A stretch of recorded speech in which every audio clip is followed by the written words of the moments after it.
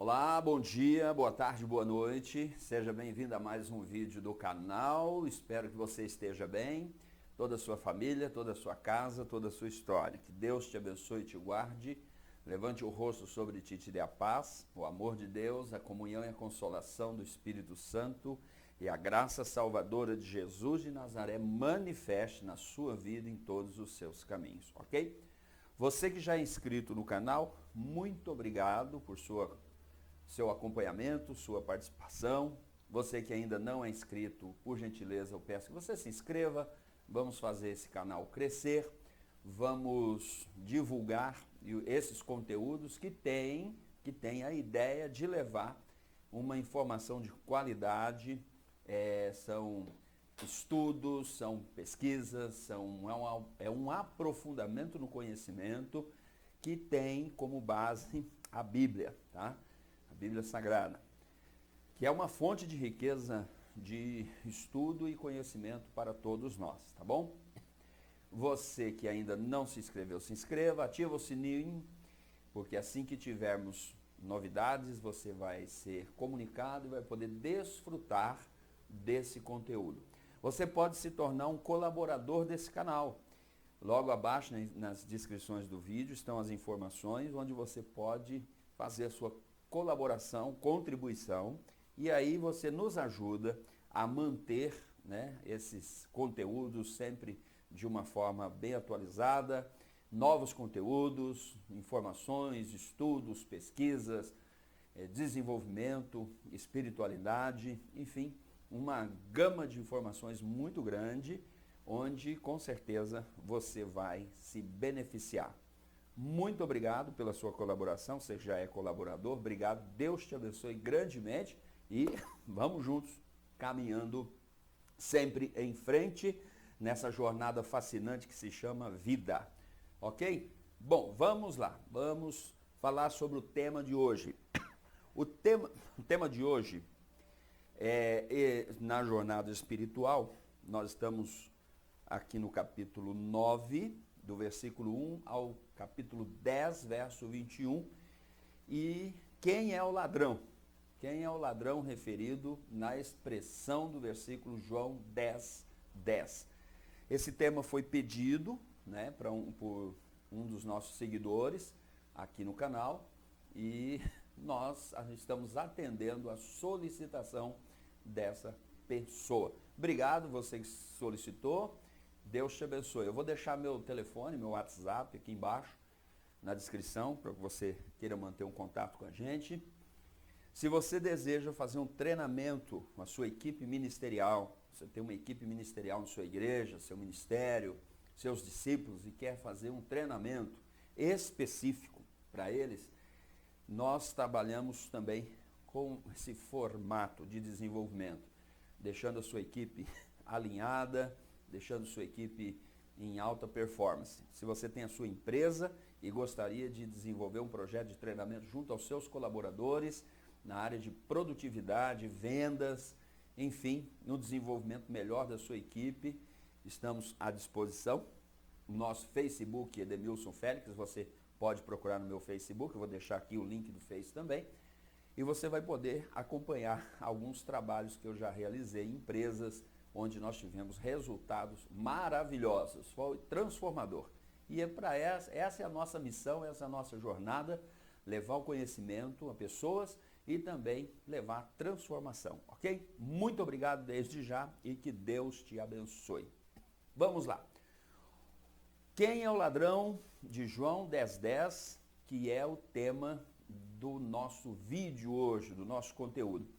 Lembrando que eu sempre gosto de fazer uma apresentação de um tema de uma forma expositiva. O que é isso?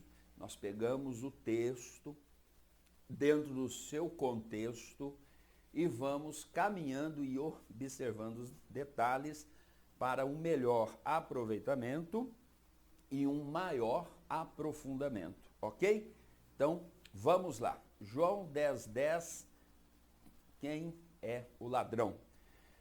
Nós encontramos a expressão, deixa eu só arrumar isso aqui, ótimo.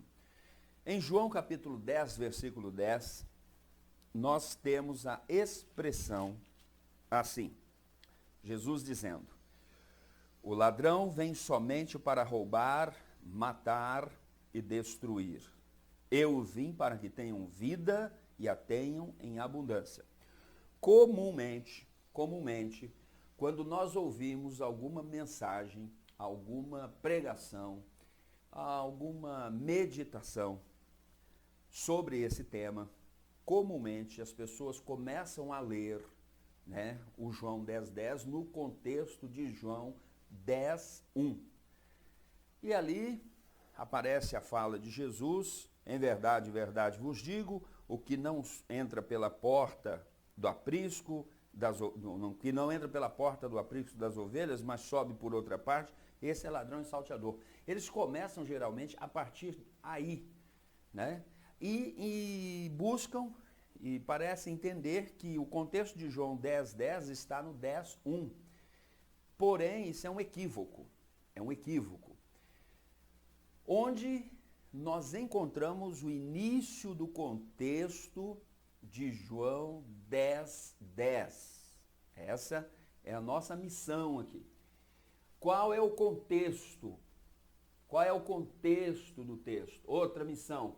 Onde se inicia esse diálogo? Então, o contexto. Primeira coisa, o contexto de João 10:10 não é o 10:1. O contexto está no capítulo 9, versículo 1. Tá?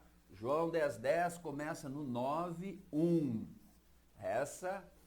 Esse é o grande diferencial que nós temos para entender o João capítulo 10, versículo 10. Ok? Onde se inicia o diálogo? Na ocasião de que Jesus está andando com seus discípulos e eles encontram um cego de nascença, que já nós vamos começar por aí. Quem fala e para quem fala? O João 10:10, quem está falando? É Jesus. Mas para quem que ele está falando? Qual é o público que ele está abordando quando ele usa a expressão: ladrão vem senão para roubar, matar e destruir, mas eu vim para que tenham vida e a tenham em abundância? Quem é o público ouvinte de Jesus aí? No 10:1, quem faz parte do cenário e que é ouvinte da expressão de Jesus? Outra coisa, quais os personagens presentes? Quais são os personagens presentes no capítulo 10, versículo 10? Quem está ali? Outra, o que significa o termo ladrão? Vamos ver. O que significa o termo ladrão? Qual é o significado? A palavra original no grego, seu significado. Essa expressão ladrão, ela é o quê? Ela é um substantivo? É um adjetivo? Então nós vamos ver isso também. E a instalação de uma crença. Então nós vamos ver a instalação de uma crença equivocada a respeito da interpretação da expressão ou da palavra ou do substantivo ladrão que aparece em João 10:10. Primeira coisa, como que se instala uma crença? Uma crença potencializadora, limitante ou limitante, ela é instalada através de um forte impacto emocional ou uma repetição contínua de uma ideia, de uma fala ou de um conceito. Isso aqui é importante para nós entendermos porque a interpretação equivocada de João 10:10. É comum as pessoas em uma meditação tal, começam em João 10:10, eles falam assim: o ladrão vem senão para roubar, matar e destruir. Eles tomam um fôlego e dizem: então, irmãos, o diabo é inimigo das nossas almas que vem para roubar, matar e destruir. Ele já atribui, que é uma interpretação equivocada, ao diabo sendo o ladrão citado em João 10:10, o que não é. Então eu já estou falando que não é, para a gente já começar quente, para você ficar ligado no vídeo, e aí nós vamos desenvolvendo todo o processo, tá bom? Vamos lá. Sugestão, uma sugestão que você vai ter um melhor aproveitamento. Pega a sua Bíblia, Já vai lá, pega a sua Bíblia, dá uma pausa no vídeo, pega a sua Bíblia e vamos juntos estudar agora. Vamos juntos mergulhar no conhecimento aqui. Vamos fazer a leitura? Vamos fazer o seguinte, vamos fazer uma leitura, tá? Eu gosto sempre de fazer assim. Vamos fazer uma leitura e aí nós vamos caminhando por quadros. O que é caminhar por quadros que eu gosto de fazer? Vamos pegando por etapas de acontecimento. Tá bom? Então, simbora. Simbora lá, né? Bora lá. Capítulo 9 do Evangelho de João, versículo 1 até o versículo 12, tá? Deixa eu colocar aqui. Como que você faz um estudo e como que você pode fazer uma mensagem, uma pregação expositiva? Você vai por etapas, tá? Faz a divisão dos quadros. Então, o primeiro quadro, nós vamos no 9:1 até o versículo 12. Vamos encontrar alguns detalhes aqui, tá?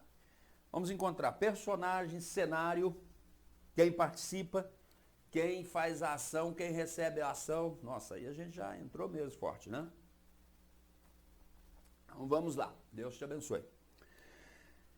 Capítulo 9, versículo 1 até o 12. Caminhando Jesus viu um homem cego de nascença. Então a primeira coisa que nós encontramos aqui, um cego.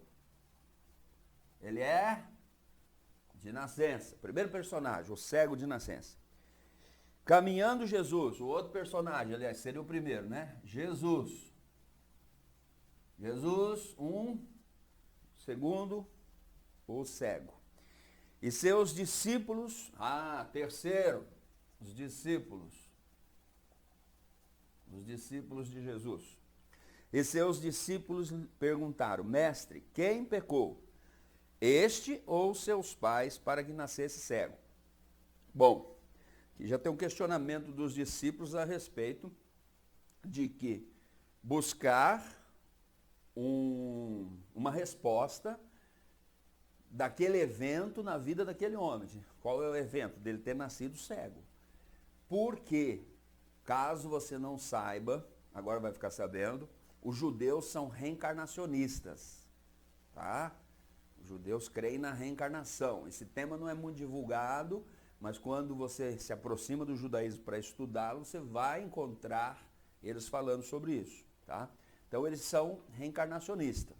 E de alguma maneira, tá? Dentro dessa ideia reencarnacionista deles, eles falam que a pessoa vem para consertar seus erros, é aquela ideia tradicional.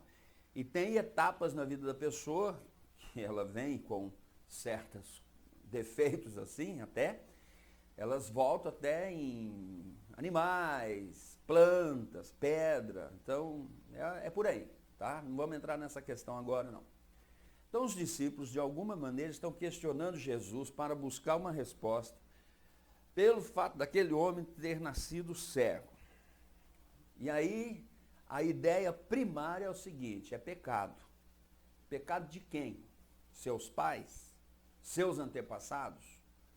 Então essa é a ideia, o raciocínio, o pensamento corrente também nos dias de Jesus. Os judeus tinham esse pensamento já lá atrás. Aí Jesus disse, respondeu-lhe Jesus, nem ele pecou nem seus pais, mas foi para se manifestar, que se manifestem nele a obra de Deus. Então Jesus falou assim, vocês estão enganados vendo esse homem por essa ótica. Não observem tão somente essa pessoa dessa forma. Ele existe, veio para que nele manifeste as obras de Deus. Vocês estão equivocados quanto a isso. Aí no quarto ele diz, é necessário que façamos as obras daquele que me enviou, enquanto é dia, a noite vem, quando ninguém pode trabalhar. Enquanto estou no mundo, sou a luz do mundo. Aquilo que nós já tratamos no capítulo 1, na jornada da espiritualidade, em João capítulo 1, e diz o texto, nele estava a vida e a vida é a luz. Então Jesus está falando assim, eu estou aqui, eu sou a luz e eu vim para iluminar a vida desse homem. Eu vim para manifestar luz nas trevas desse homem, sejam as trevas físicas, primariamente, e depois as trevas espirituais. Então eu vim para trazer luz e eu vou ofertar daquilo que eu tenho para a vida deste homem. Então, o conceito que Jesus está passando aqui, fala assim, ó, tirem o foco de examinar a vida dos outros através do pecado deles. Agora, vejam a possibilidade ou a intenção interna de vocês de poderem trazer luz para aqueles que você encontra no meio do caminho. Tá? Então essa é a ideia primária de Jesus. Seguindo. Dito isso, cuspiu na terra, tendo feito lodo com a saliva, aplicou aos olhos ao cego. Isso aqui é incomum. É uma metodologia incomum. O que acontece? Nessa época aí, se cria entre eles que a saliva de um sábio, de um profeta, ela tinha poderes curativos, tá? Mas uma saliva de homens santos tinha poderes curativos. Então Jesus pega a ideia que já está no conceito deles e faz isso. Une a saliva com o barro, com a terra, faz um lodo e aplica aos olhos do homem, tá? Dizendo depois, vai, lava-te no tanque de Siloé, que quer dizer enviado. Ele foi, lavou-se e voltou vendo. O que eu quero dizer aqui que não vou abordar mais para frente. Esse homem é cego, ele está destituído de uma das funções. Nós temos 5 funções específicas, através das quais nós buscamos informações externas, trazemos para o nosso interior e processamos. Quais são? Visão, audição, olfato, tato e paladar. Aqui esse homem, cego de nascença, logo, claro, ele está destituído da função da visão, ok? Da visão. A audição está funcionando perfeitamente, então ele teve que gravar a voz. Isso aqui é importante, porque nós vamos ver isso lá na frente. Voz. Então ele se guiou por aquela voz. Esse homem cego, muito embora não vendo Jesus, ele se deixa se guiar, é conduzido, é instruído pela voz, pela audição. Sua audição acurada, ouviu e seguiu a ordem. Então ele vai, se lava no tanque de Siloé, né? Lava e volta. Talvez esse homem conhecia esse caminho muito fácil, ou talvez alguém o instruiu, enfim. Sempre tem uma forma de chegar a um determinado destino. 8. Então os vizinhos, os que dantes o conheciam de vista, como mendigo, perguntaram, não é esse que estava sentado pedindo esmola? Curioso aqui, quando esse homem ele recupera a visão, ele vai para a casa dele, tá? Ele vai para a casa dele ver seus pais, porque ele era cego de nascença, por sua vez ele não tinha visto ainda o rosto dos seus pais. Então assim ele faz. Quando ele chega nos arredores da sua casa ou na sua casa, os vizinhos, o pessoal que conhecia ele, cego e na condição de mendigo, deixa eu ver aqui, mendigo, na condição de mendigo, eles vão e começam a questionar o que teria acontecido na vida dele para que o que aconteceu o levou a uma condição agora diferente do estado anterior. Então, o que aconteceu na vida desse cara que ele mudou tanto? Né? Mais ou menos assim a ideia. Muitas vezes as pessoas conhecem uma pessoa em determinado estágio, momento, situação, circunstância da vida dela ou padrão de comportamento, que elas vão taxar ele. Ah, é o mendigo. Ele é um mendigo, coitado. Oh, pobre. Coitadinho, pobre, cego. E agora ele vê. Fala, opa, peraí, ele já não é tão pobre assim, ele não é coitado assim. A nossa compaixão vai ser questionada, porque a gente não pode manter a mesma compaixão para com ele como nós tínhamos quando ele era cego. Agora ele vê. Então, a ideia das pessoas vão mudando a sua forma de se relacionar com os outros mediante o quadro que se apresenta diante deles, né? Mediante sua mudança, mediante sua transformação de um estado negativo para um estado positivo, é que eles vão se assustar e vão, de alguma forma, questionar isso. Diz o texto, versículo 9, uns diziam é ele, outros não, mas se parece com ele, e ele mesmo dizia, sou eu. Perguntaram-lhe, pois, como foram abertos os olhos. Respondeu ele, um homem chamado Jesus fez lodo, untou-me os olhos e disse, vai, lava-te no tanque Siloé. Então fui, lavei, estou vendo. Disseram-lhe, pois, onde está ele? Respondeu ele, não sei. Então o questionamento é, poxa, como você mudou tanto e o que aconteceu, com quem que você falou, com quem que você esteve para você mudar tanto? E ele falou assim, olha, um homem que pelo que eu ouvi, o nome dele é Jesus, tá? O nome dele é Jesus, pelo que eu percebi, né, que ele aplicou lodo, eu escutei até ele fazendo, cuspindo, as pessoas falaram, mas eu não estava vendo, mas eu escutei e falei, não, vai fazer lodo, era um burburinho que estava acontecendo. Então é isso, o homem é Jesus, fez lodo, aplicou nos meus olhos, falou, vai lavar no tanque de Siloé, eu fui. E aconteceu que eu voltei vendo. Aí falaram para ele, perguntaram para o cego, onde está ele? Ele falou, não sei. Mas é claro que ele não sabia. O que ele sabia é que ele encontrou um homem chamado Jesus, que fez o lodo, juntou a saliva com a poeira, fez o lodo, aplicou no olho dele e falou assim, vai se lavar. E quando ele sai para se lavar, logicamente, ele está com foco, destino apontado para o tanque de Siloé. Então, logicamente, ele sai do cenário e vai em busca de um outro cenário, que é o tanque, onde as coisas acontecem. E ele fala, eu não sei. Agora, o curioso. Então, até aí, nós temos primeiro cenário, ok? Então, o primeiro quadro de acontecimento nós temos aqui. Aí o homem agora está vendo, pasmem. Segundo quadro. Aqui é o primeiro quadro, segundo quadro. O que nós temos agora? Vamos ler e aí consideramos. Eu vou ler tudo, depois vem fazendo a consideração. Levaram, pois, aos fariseus o que dantes era cego. E era sábado, o dia em que Jesus fez o lodo e lhe abriu os olhos. Então os fariseus, por sua vez, lhe perguntaram como chegar a ver, ao que ele respondeu. Aplicou o lodo aos meus olhos, lavei-me, estou vendo. Por isso, alguns fariseus disseram, este homem não é de Deus, porque não guarda o sábado. Diziam os outros, como pode um homem pecador fazer tamanhos sinais? E houve dissensão entre eles.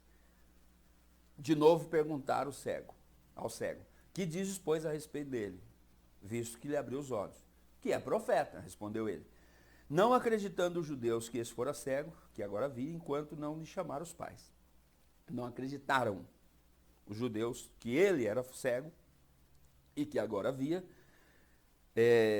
enquanto não lhe chamaram os pais. E os interrogaram. É este vosso filho de quem dizeis que nasceu cego? Como, pois, vê agora? Então, os pais responderam, sabemos que é nosso filho e que nasceu cego, mas não sabemos como vê agora. Ou quem lhe abriu os olhos, também não sabemos. Perguntai a ele, idade ele tem. Isso disseram seus pais porque estavam com medo dos fariseus, pois eles já haviam assentado que, se alguém confessasse ser Jesus o Cristo, seria expulso da sinagoga. Por isso disseram os pais, idade ele tem, interrogai. Então até aqui, até o 23. Vamos do 13 ao 23, que é um quadro. O que nós temos aqui? Vamos lá. Uhul. Nós temos os vizinhos, os próprios vizinhos, os próprios conhecidos dele, os vizinhos, pegam o cara cego e leva aos fariseus.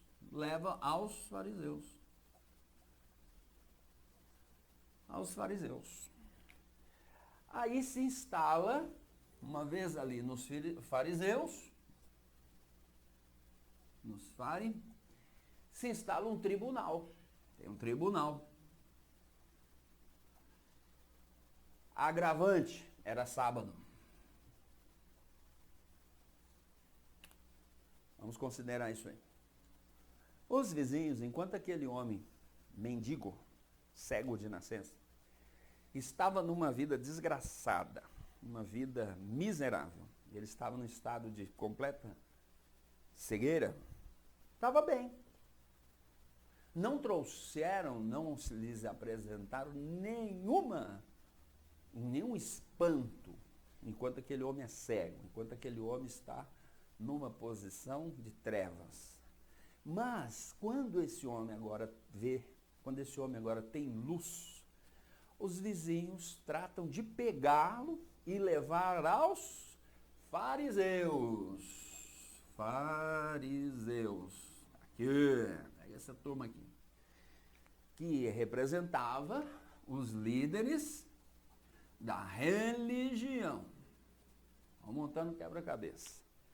Eles pegam esse homem que nasceu cego, que para nele se manifestassem as obras de Deus, que teve um encontro com Jesus, e leva para a religião julgar. Como era sábado, a religião fala, não pode. Esse que fez isso na sua vida não é de Deus. Então a religião agora passa a julgar o Verbo encarnado e atribuir ao Verbo encarnado a expressão, a adjetivação de sendo alguém que não é de Deus. Esse não é de Deus, esse alguém é do mal, não é bom.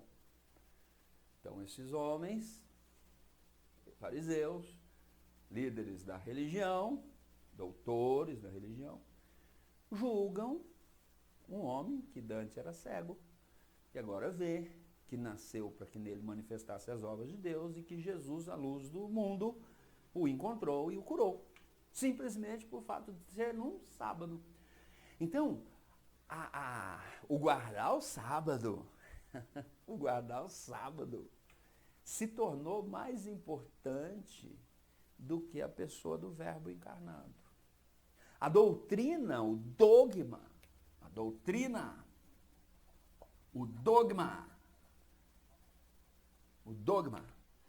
se torna maior do que o Verbo encarnado.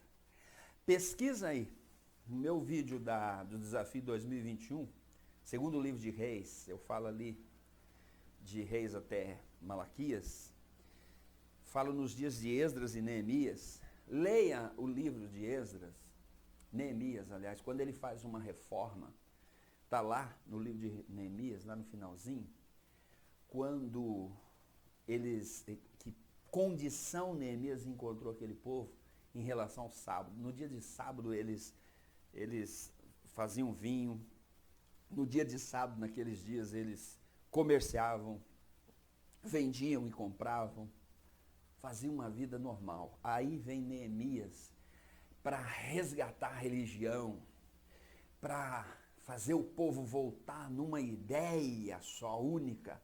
Faz uma reforma também em relação ao sábado. Aí o sábado, Neemias, foi nos dias de Neemias que o sábado se torna assim um ícone de ser a condição para você ser aceito por Deus ou santificado por Deus. Mas leia lá, Neemias, você vai ver que eles estavam levando a vida numa boa. Foi a partir dessa reforma de Esdras e Neemias que eles instituíram também a sinagoga. A ideia de sinagoga, de se reunir num lugar, enquanto não tinha templo, se reunir num lugar para manter, para fazer a coesão da questão da religião de Israel. E foi aí, nos dias de Esdras e Neemias, que eu falo lá naquele vídeo, que nasce o judaísmo rabínico, a interpretação dos rabis, dos sábios. Seguindo aqui para o nosso texto, o sábado se torna o balizador das coisas, e esse balizador indica quem é de Deus e quem não é de Deus. E esse sábado, o violar o sábado, não guardar o sábado, balizou Jesus como não sendo de Deus na cabeça de alguns. Pode isso? Pode isso, Arnaldo? Aqui nós temos o interrogatório. Chama o rapaz e fala assim, olha, fala aí, como é que isso aconteceu? Tal. E aí ele explica, o rapaz fala o que aconteceu, os fariseus não acreditam que ele era cego, ele fora cego, chamam os pais, que ele nasceu cego, chamam os pais já vêm Imagina vamos voltar um pouquinho, imagina lá no versículo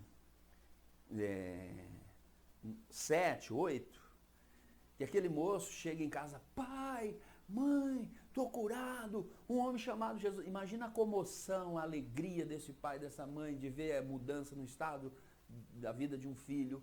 Imagina, vive a cena, entra, vê esse homem entrando na casa, abraçando os pais, chorando, aleluia, glória, é aquela exultação gostosa.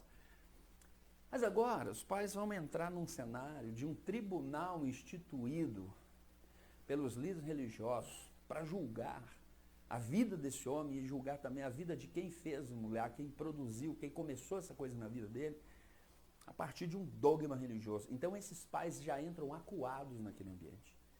Porque o que aconteceu? O que nós fizemos de errado? Chega lá e encontra o filho. Aí os pais, com medo, acuado, tomam uma postura. Que é o nosso filho que nasceu cego, é isso? Mas como isso aconteceu, nós não sabemos. Pergunta a ele por que idade ele tem. Porque os judeus haviam assentado que se alguém professasse que Jesus, se alguém confessar Jesus ser o Cristo, fosse expulso da sinagoga. Então, nesse tribunal, já tinha uma condução do processo, uma condução à condenação. Já havia um acordo e a questão da condenação era o seguinte, se você falar, cuidado, hein, se você falar lá dentro que Jesus é o Cristo, nós sabemos que foi ele que curou o nosso filho, nós vamos ser expulsos da sinagoga. E ser expulso da sinagoga é ser banido. A gente não vai poder mais ir na igreja, nós não vamos poder mais abraçar os irmãos, nós não vamos ser mais aceitos na sociedade. Socialmente, porque a religião tem um cunho social, a espiritualidade tem um cunho individual. Jesus, quando você vê, ele é muito espiritual, nada de religioso. Muito, embora muitas ações dele traz benefício social, mas ele não levanta a bandeira da religião.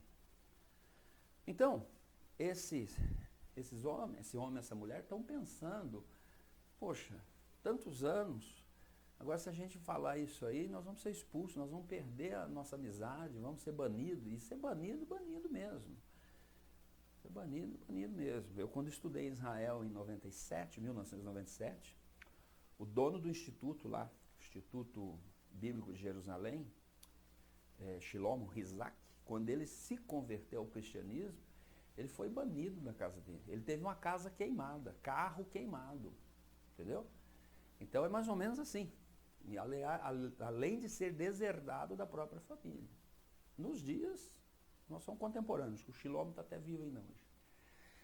Então aqui, eles, num primeiro momento, a instituição desse tribunal é mais ou menos assim, eles pegam o moço, perguntam, chama o pai, pega o moço, leva para fora, traz os pais.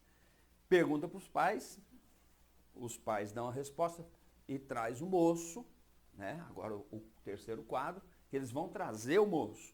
Mas já tem todo esse enredo que eu falei isso para você. Aí no versículo 24 diz assim, então chamaram pela segunda vez o homem que fora cego e lhe disseram, dá glória a Deus, nós sabemos que esse homem é pecador.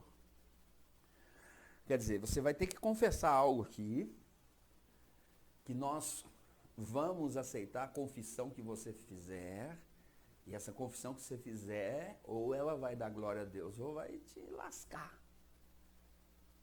Então, esses homens já estão conduzindo a testemunha, o réu. Estão fazendo com o réu. Você concorda com a gente, se você não concordar, você está frito, meu irmão. Vamos seguindo a leitura. 25. Ele retrucou. O homem falou para ele, se é pecador eu não sei, uma coisa eu sei, eu era cego, agora vejo. Gente, que curioso é isso. Como as pessoas são tenebrosas. Porque o cara estava cego, numa miséria de vida, uma vida limitada, mendigo, uma condição, uma classe social sofrida, e Jesus pega ele e muda essa condição. Não muda todos os aspectos, mas está começando a transição, está começando a mudança. Começa essa mudança, a turma começa a querer dizer que não. Querendo dizer assim, não pode, você não pode mudar aquele padrão que nós já temos sobre você. Você não pode mudar. Se você mudar, nós vamos te condenar. Se você mudar, foi o diabo, não foi de Deus. Não é de Deus, hein, irmão. Quando você se propõe a mudar de vida, melhorar financeiramente, prosperar, o que acontece com alguns? Cuidado, hein? Amor ao dinheiro, raiz de todos os males. E aí começa tudo quanto é profecia tenebrosa, né? Bom, seguindo. Se é de Deus eu não sei que eu era cego, agora vejo. Perguntaram, pois, que te fez ele? Como te abriu os olhos? A segunda vez. Gente, isso aqui já está enchendo as paciências, para não falar que está enchendo o saco, né? Está enchendo as paciências. Ele respondeu, já vou-lo disse, versículo 27, e não atendeste, por que quereis ouvir outra vez? Pergunta, porventura quereis vos tornar discípulos dele? Então injuriaram-lhe e lhe disseram, discípulo dele és tu, mas nós somos discípulos de Moisés, sabemos que Deus falou com Moisés, mas deste não sabemos de onde é. Respondeu-lhe o homem, nisto é de estranhar, que vocês não sabem de onde ele é. E contudo, me abriu os olhos. Sabemos que Deus não atende a pecadores, mas pelo contrário, se alguém teme a Deus e pratica a sua vontade, a este atende. Desde que há muito jamais se ouviu que alguém tenha aberto os olhos de um cego de nascença. Se este homem não fosse de Deus, não poderia ter feito isso. Olha só, esse cego, ele começa a defender a partir daquilo que ele experimentou na vida dele, de coisas plausíveis, de coisas concretas. E ele é um cego mendigo desde nascença, que de repente manifesta uma sabedoria, uma forma de falar, que contesta os religiosos e contesta de uma forma muito contundente. Usa expressões muito bem colocadas. E isso gera o quê nos ouvintes, nos fariseus religiosos? Uma indignação do fanatismo religioso. E eles dizem assim, versículo 34, mas eles retrucaram, tu és nascido todo em pecado e nos ensina a nós, e o expulsaram. Aqui eles manifestaram realmente a sombra mais tenebrosa dele. Você é nascido em todo em pecado e nos ensina a nós. Quer dizer, olha a sua condição, olha quem você é, seu miserável. Você não vale nada, você é um zero à esquerda, e maldito, e o expulso, o excomunga. Rapaz, que dia fantástico na vida desse homem. De cego, de nascença, acurado, vê os pais, os vizinhos, ao invés de se alegrar, celebrar, leva ele para a religião, chega lá a religião, o condena e o excomunga. É muita emoção num dia só. Muita emoção num dia só. E o expulsado. Eles falam, você é nascido todo em pecado. Quer dizer, sabe aquele negócio de pré-julgamento, de julgamento, de primeira análise em relação ao outro? De já uma condenação primária. É pecado, isso aí você tem pecado, você nasceu com pecado, é pecado, pecado. E eles não pararam para celebrar junto àquele homem a questão dele ter sido curado, de agora ele ver, de agora ele poder viver uma vida diferente, uma vida boa, uma vida melhor, uma vida nova. Não, a religião não faz isso. A religião, ela vem já com os termos da condenação, já vem com o final, já vem com o acórdão da sentença do tribunal. Você é pecador, miserável, maldito, mesmo que aconteceu isso aí significativo na sua vida, você não passa de um miserável pecador maldito. É aquela ideia que se fala assim, eu não mereço, eu sou pecador, eu vou ter que conformar com essa vida de miséria e se Deus quiser acordar de bom humor, um dia eu mudo minha vida. Eu vou fazer uma série de estudos que tem o tema Ele me chamou para a liberdade, que eu vou aprofundar no sacrifício de Jesus na cruz do Calvário, a profundidade, o alcance daquele sacrifício, e também vamos explodir a ideia nos seus benefícios e suas influências na vida de todo aquele que se aproxima de Jesus. É a série como nós já terminamos o desafio 2021, começar, ele me chamou para a liberdade. Segue aí, aguarde aí, que você vai surpreender com esse assunto, essa profundidade. Quarto quadro agora, né? Primeiro, segundo, terceiro, agora o quarto quadro. O quarto quadro é o seguinte, olha só, versículo 35 ao 41, aqui é que está a chave. Ouvindo Jesus que tinha expulsado, encontrando-o, lhe perguntou, crês tu no Filho do Homem? Ele respondeu e disse, quem é, Senhor, para que eu creia? E Jesus lhe disse, já o tendes visto, e é o que fala contigo. Ele afirmou, creio, Senhor, e o adorou. Então, Jesus vai buscar esse homem, o encontra, e Jesus fala, você acredita no Filho do Homem?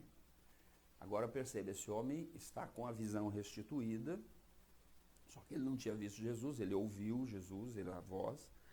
Talvez dentro dele ele falou, cara, essa é a voz semelhante a que eu ouvi. Quando ele aplicou aos meus olhos o lodo. Mas ficou quietinho. E aí Jesus se revela a ele e fala assim, olha, sou eu, já o tendes visto e é o que fala contigo. Ele falou, creio, e o adorou. Ele está conversando com esse homem porque foi Jesus que foi à busca desse cego. Jesus é que vai atrás desse homem quando esse homem foi rejeitado, expurgado, excomungado, amaldiçoado pela religião, pelos líderes religiosos, fariseus, por aqueles que se dizem ser o detentor da palavra de Deus, o boca de Deus, os olhos de Deus, o profetão de Deus, essa raça aí.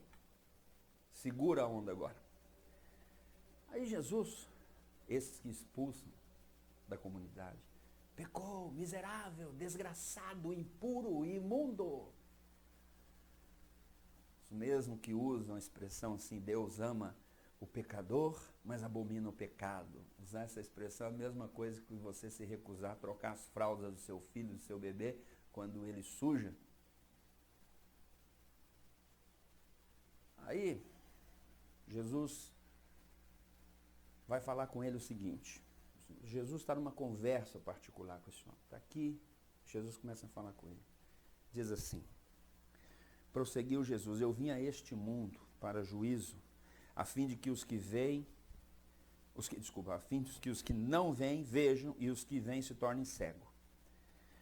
Quando Jesus está nessa conversa mais particular com esse homem, com esse cego, olha, perceba o cenário. Quando Jesus está ali conversando, fala, olha, eu vim a esse mundo, o juízo, a fim de que os que não veem, vejam, e os que veem se tornem cegos. O que quer dizer?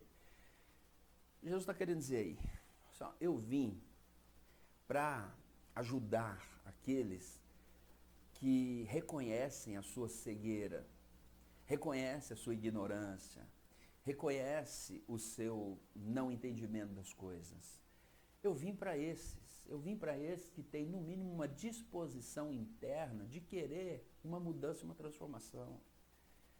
Então esses eu vou ajudar. Agora, e os que vêm não vão ver nada, ou seja, aqueles que se firmam em algum conceito de sabedoria e usam a falso saber e a verborragia, a rigidez e o discurso vão como um cartão de apresentação de sabedoria, esses que se pautam nos dogmas religiosos para julgar os outros, eles não vão ver nada. Então, quando Jesus está nessa conversa particular, pasmem os senhores e senhoras, quem é que surge? Quem é que está ali?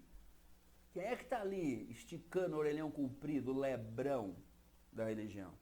O texto diz, 40. Alguns dentre os fariseus que estavam perto deles perguntaram, acaso também nós somos cegos? O que vieram fazer? O que esses religiosos vieram fazer aí? Qual foi o motivo deles seguir o cara? Por que saíram lá do tribunal e vieram atrás seguir o cego? O que motivou eles? Gente, a religião, ela é enxereta, ela é xereta, é enxerida.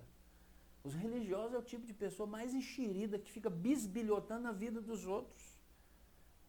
bisbilhotando no gerúndio, que praticam a ação de bisbilhotar, praticam o bisbilhote, são bisbilhoteiros. Então esses fariseus aqui acabam sendo enxeridos, e você pode adjetivá-los. O que está acontecendo aí agora? Agora a gente vai começar a montar um outro quadro aí. Não perde não, é aqui que muitas pessoas se confundem, não veem, que deveriam ver, passam por cima, fazem uma leitura relaxada do texto, preguiçosa, ficam só com uma ótica. E quando esses homens no versículo 40 falam assim, acaso nós também somos cegos, perceba agora a transição do texto. Aqui, por isso que eu liguei o 9:1 ao 10:21. Por isso que o contexto do texto está no 9:1 ao 10:21. É como se fosse um texto só, é como se fosse um cenário só. Versículo 41, no 40 eles dizem assim, algum dentre os fariseus que estavam perto dele perguntaram, acaso nós também somos cegos? 41. Respondeu-lhe Jesus. Respondeu-lhe Jesus. 41. Respondeu-lhe Jesus. Olha o tamanho da resposta que Jesus vai dar para ele. Se fossem cegos, não teriam pecado algum. Mas porque vocês dizem, agora dizeis, nós vemos, subsiste o vosso pecado. Espera aí. Jesus vai começar a responder essa turma. E agora vem a clareza. Jesus falou para eles, se vocês fossem cegos, se vocês admitissem a cegueira de vocês, se vocês tivessem a humildade de admitir que vocês não sabem, que vocês não são sábios, vocês não teriam essa transgressão. Mas como vocês dizem que vem, permanece o pecado de vocês. Como vocês dizem que são os olhos de Deus, a boca de Deus, então tem uma situação indigesta para o lado de vocês aí. Como vocês dizem que usam os dogmas, as tradições, os conceitos religiosos para julgar as pessoas, como vocês dizem que vocês são, os títulos é que os promovem, ou os qualificam, ou identificam como os homens de Deus, as pessoas de Deus, então vocês não têm um problema aí. Só que agora você preste atenção que no versículo 41, Jesus está respondendo a eles no plural. Plural. Você sabe o que é plural? Sabe o que é singular? Sabe?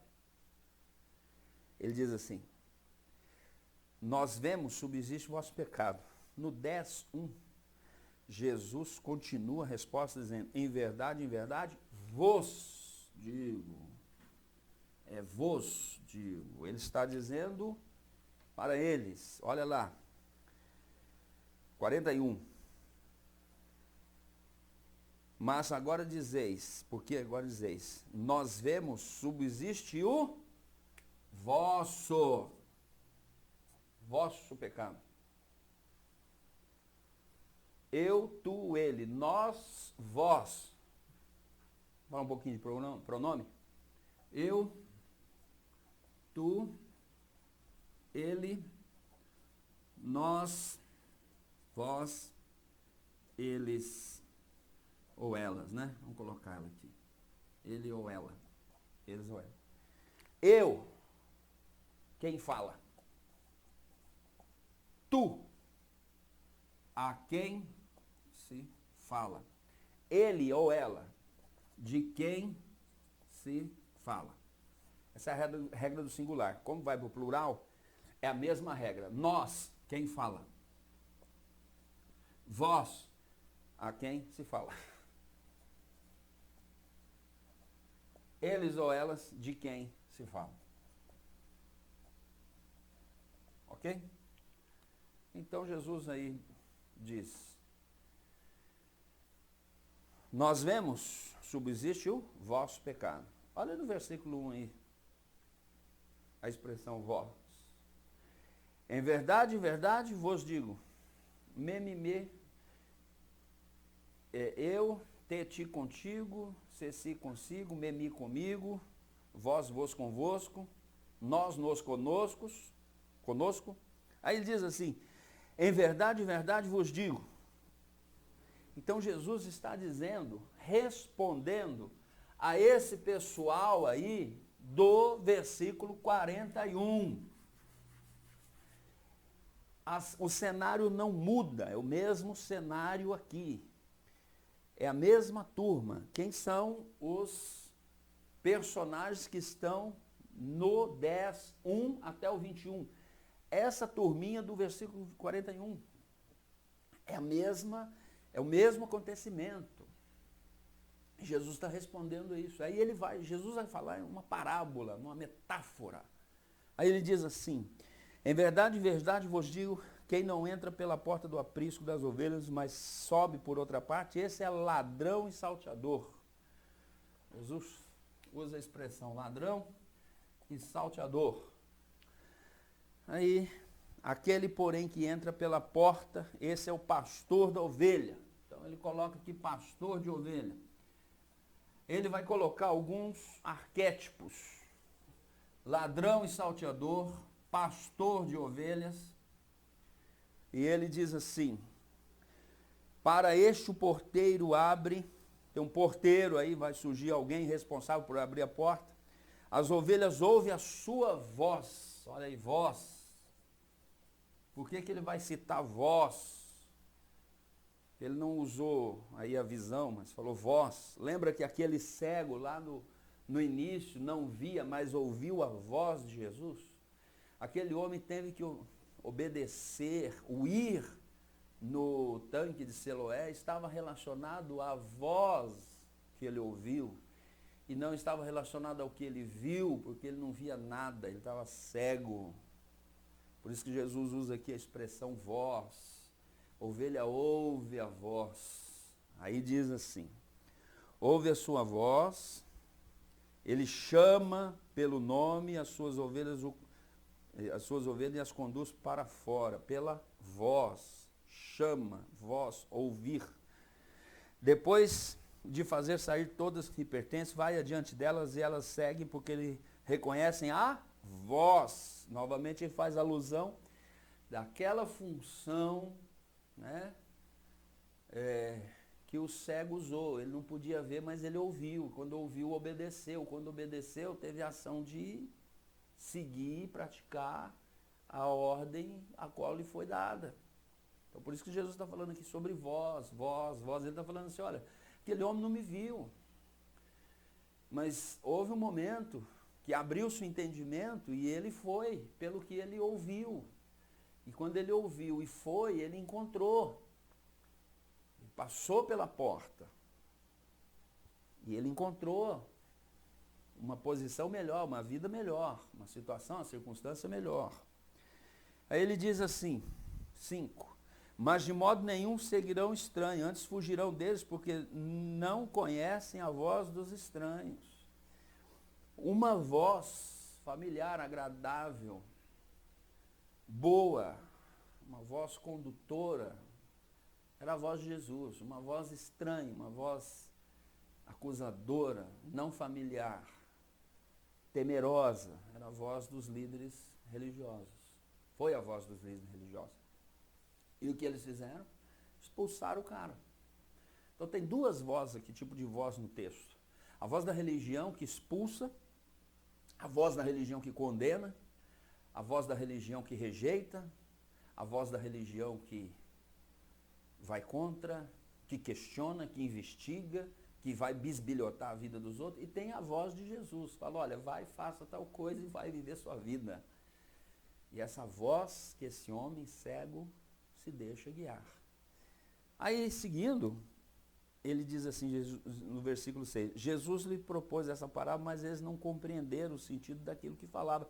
Claro que não compreenderam, porque a voz que conduz é Jesus, a voz que condena é dos próprios religiosos que estão ouvindo Jesus. E aquele homem cego está ali, esse cego está ali, né? Poxa, que legal, eu só ouvi, agora eu estou vendo, o cara é bom. O versículo 7, Jesus, pois, lhe afirmou de novo. Então, como os cegos agora são esses fariseus, esses religiosos, Jesus vai tentar ajudá-los a enxergar. Aí ele diz assim, em verdade vos digo, eu sou a porta das ovelhas. Agora Jesus vai usar os arquétipos. Jesus fala assim, eu sou a porta das ovelhas. É por mim, é através de mim. Porta das ovelhas aí é a ideia de um arquétipo assim, existe um lugar para o qual eu posso acessar, e quando eu acessar esse lugar, eu vou passar por uma transformação. E Jesus estava dizendo assim, eu sou a porta. Na linguagem figurativa e na ideia do conceito do arquétipo da porta ou do portal, que a gente vê isso, o portal, né, o buraco da toca do coelho no filme Alice no País das Maravilhas, é quando ela passa por aquela porta, ela entra numa outra dimensão. Na Crônicas de Nárnia, né, quando as crianças entram naquele armário, ali é um portal, é uma porta de transição para uma outra dimensão. No Harry Potter, quando ele atravessa aquela parede, aquilo ali é um portal, é uma porta para uma outra dimensão. E aqui Jesus está falando assim, eu sou a porta. Eu sou a porta para uma nova dimensão. Eu sou a porta para um novo nível. Ó, pegou? Rabisca isso aí, escreve isso aí. Aí ele diz, eu sou a porta das ovelhas. Quer dizer, é comigo, é através de mim que você vai entrar numa nova dimensão. Todos quantos vieram antes de mim são ladrões e salteadores. Aí ele vai colocar ladrões e salteadores. E ele fala, todos aqueles que vieram antes de mim são ladrões e salteadores. Você vai ficar pasmo agora. Mas as ovelhas não lhe deram ouvido. Por que não dá ouvido? Porque a religião tem a voz da acusação, da condenação, da rigidez, o falso saber.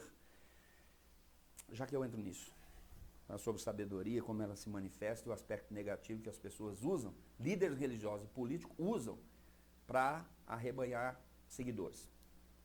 Diz assim, eu sou a porta, quem entrar por mim será salvo, entrará e sairá e achará pastagem. O que Jesus está falando assim? Existe um portal, tá? A ideia, o arquétipo da porta, do portal. Existe, se você passar por mim, se você vier na minha condução, através de mim, você vai entrar e vai sair, vai ser transformado e vai achar pastagem. Essa é a ideia. Se alguém entrar por mim, será salvo. Quer dizer, se você vier, passar por mim, aprender comigo, quando passar pela porta, quer dizer que você se conectou, que você teve uma aproximação, intimidade, então será salvo. Salvo de quê? Salvo dessas ideias malucas religiosas que tem por aí, essas coisas mais absurdas, essas coisas, enfim, se fosse falar aqui tem muita, né? Entrará e sairá e achará pastagem. 10, João 10:10, chegamos. O ladrão vem somente para roubar, matar e destruir. É aqui que eu vou te dar a definição da palavra ladrão. Tá? O que é a expressão ladrão aí no texto? Ladrão aí no texto, no grego, quem fez teologia, e quando você faz teologia, você é convidado a estudar grego e hebraico. Eu vou te dar essa explicação agora, acompanhe essa explicação aqui vendo no original. Tá? Ok, então eu trago aqui para você, nesse momento, a explicação no original, fazendo a exegese do texto. Então aqui está João, ó, 10, né? 10:10. Ladrão vem somente para roubar, matar e destruir. Quem é o ladrão? Vamos ver no original e o seu significado. Esse aqui. Então aqui vai aparecer a palavra ladrão e tem um número, né? Um número, que é o strong. Vamos clicar e apareceu ali, ó, kleptes. Quem é o ladrão? Kleptes. Aqui, ó, é um substantivo masculino. Tá? Essa definição, substantivo masculino. e está ali, defraudador ratoneiro. E a expressão, nome que é transferido para os falsos mestres que não cuidam de instruir os homens, mas abusam da sua confiança para o seu próprio ganho. Então, o defraudador aqui, ratoneiro, é kleptes, que é o substantivo masculino. Está aqui, ó, quem estudou grego, né, tem essas informações. Inclusive, tem uma tabela no grego, quando você estuda, você acaba tendo que aprender sobre abreviação. Então, kleptes, que é o ladrão aqui, ó, tá? 28:12, defraudador ratoneiro, isso aqui é um substantivo. Aí, esse defraudador e ratoneiro, ele vai praticar uma ação, tá? E vem o 28:13, que é klepto, que é um verbo, olha lá, verbo primário, verbo. O kleptes é o defraudador ratoneiro que pratica a ação de roubar, cometer roubo, levar embora pelo roubo, isto é, tomar pelo furto. E em momento nenhum, aqui, diz no original que é o diabo. Em momento nenhum se afirma que é o diabo. Muito pelo contrário, são falsos. O nome, ou o substantivo, né, é o falso mestre que não tem cuidado de instruir os homens, mas abusa da sua confiança para o seu próprio ganho. E aí está, cheio disso. Está aí. Então está explicado para você. Agora é a questão da crença, né, crença religiosa, que eu falei para vocês ainda, vou falar no vídeo aí como que se instala uma crença. Para mudar isso, é só com uma contra-crença, tá? E já vamos seguir, e você vai ver o que na sequência do vídeo aí, tá? Então, voltando, o ladrão, tá aqui, ó, ladrão. Vou voltar ali para o versículo 1, né? Ou Jesus, quando ele fala, porta, ovelho, pertence, não segue estranho. Deixa eu só ver isso aqui para ficar mais fácil. Aqui, ó. Esse é ladrão e salteador, no versículo 1, que ele fala, que vai aparecer a mesma expressão, ladrão, tá? Que é kleptes, a mesma expressão, mesmo número, a mesma ação verbal. Aquele que entra pela porta ouve, né? Deixa eu tirar esse aqui, o strong. Aí ele sobe, em verdade vos digo, e tal. Aí ele vai falar sobre o mercenário, né? No versículo 10 ele fala o ladrão, novamente. O mercenário, quer ver aqui quem é o mercenário? É até curioso isso, né? Você vai aprender. O mercenário é quem? É o empregado, o mercenário. É alguém que é contratado por salário, que é mistotos. Aí diz que, né, é o adjetivo, aqui já é um adjetivo, que adjetivo é aquilo que qualifica e identifica o substantivo, e mistou, que é o verbo, que é contratar e empregar. Alguém que foi contratado, empregado, né? Na qualificação de empregado, mercenário, a ação de contratar alguém. Então é isso, eu fico por aqui e nós vamos dar sequência ao nosso vídeo. Então você viu aí o significado de kleptes e kleptos. Kleptes é o substantivo que você acabou de ver. O kleptos é o verbo. É o que pratica a ação de roubar. E essa expressão aí, no grego, kleptes, é o falso líder religioso que aproveita da sua posição para extorquir, ao invés de ensinar. Surpresa, né? E por que a gente confunde? Por que se confunde aí a questão? Se diz assim, o ladrão já fala é o diabo.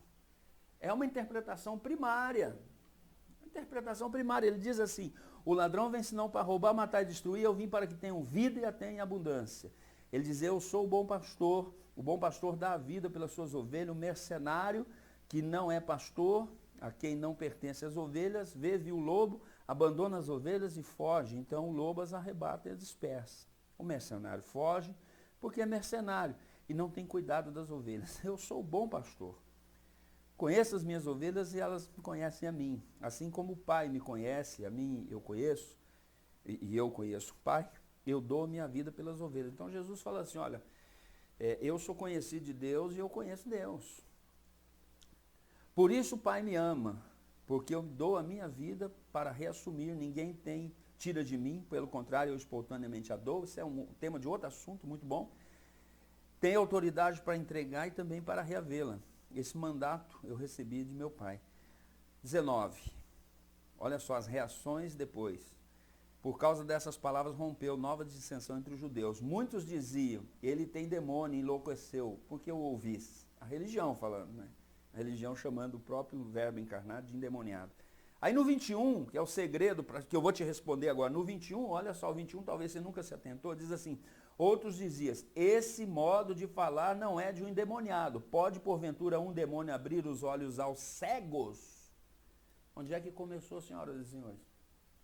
Onde é que nós começamos isso? No 9:1, um cego de nascença, no 10:21, tem uma referência aos cegos. Abrir os olhos aos cegos. Esse aí é o contexto. Quem é o ladrão? Falso líder religioso, que não ensina como deveria ensinar. Antes usa da sua posição para extorquir o povo. E aí vem a crença. Vou finalizar com a questão da crença. Por que que comumente você vai ouvir sempre um líder ou alguém pela internet dando um curso, sei lá, falar, o ladrão vem senão para roubar e destruir. Ele já fala assim, então, o diabo já veio querendo roubar e destruir. Não é o diabo, senhoras e senhores. O texto nunca se referiu ao diabo. Faz uma interpretação equivocada do texto. Uma interpretação rasa. Por quê? É menos constrangedor falar que no texto o ladrão é o diabo do que falar que no texto é o falso líder religioso. É menos constrangedor colocar culpa em alguém. E como é que se coloca uma crença, a instalação de uma crença? É algo que se repete, se repete, se repete, se repete, se repete, se repete, até aquilo que fixa. Quantas vezes você ouviu que de João 10:10 o ladrão é o diabo? Por quantos você ouviu? Eu ouvi a minha vida cristã inteira, desde quando eu converti. Isso foi no ano de 86. 30 de março de 1986, às 12h45. Então, essa crença tem sido repetida, que ela se instalou. E no conceito geral, o ladrão de João 10:10 é o diabo, quando não é. Quando não é. Quando não é. E aí para você mudar uma crença, como é que você muda uma crença? Se mudar uma crença, você vai ter que buscar o conhecimento, entender e lutar contra aquela crença. Instalar uma contra-crença. Uma crença melhor, diferente. Então eu espero ter te ajudado com esse conteúdo. Eu fico por aqui. A gente não ser extensivo demais, delongado demais. Mas eu quero que você tenha aí seus estudos. Pesquisa isso, vai devagarzinho. Talvez eu falo assim, quem sabe nadar descobre pérolas e pedras preciosas. Quem não sabe nadar morre afogado, infelizmente. Você pode ajudar esse canal. Muito obrigado por você ter chegado até aqui. Você pode me ajudar divulgando esse conteúdo, levando esse conhecimento a mais número de pessoas. Compartilha, enfim, me ajuda aí a levar esse conteúdo ao maior número de pessoas possível. Deus te abençoe.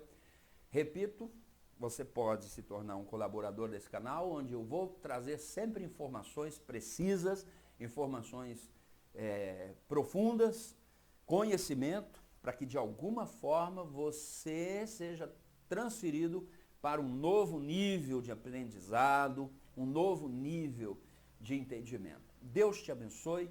O Senhor te abençoe e te guarde, levante o rosto sobre ti, te dê a paz, o amor de Deus, a comunhão e a consolação do Espírito Santo e a graça salvadora de Jesus de Nazaré esteja com você e através de você. Um beijo grande no seu coração. Até o nosso próximo vídeo, se Deus quiser.